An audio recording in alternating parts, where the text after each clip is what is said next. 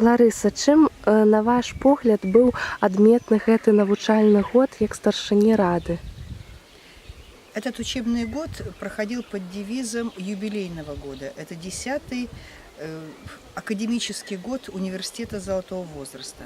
И поэтому хотелось, чтобы этот год остался в памяти всех наших слушателей, преподавателей, всех, кто какое-то имел отношение к нашему университету. И это получилось.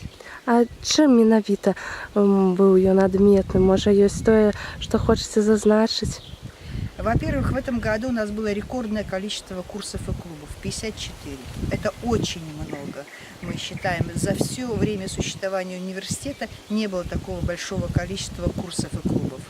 И я хочу сказать, что этот учебный год был отмечен еще добрыми делами, которые запланировала и провела Рада. 14 добрых справок провели мы, наши слушатели, в этом учебном году. А якія планы на будучыню у вас, можа, сфарміраваўшыся, которые вы хацелі бы таксама імі падзяліцца? Этим летом впервые будет проходить Академия лидеров для слушателей и активистов университетов третьего возраста.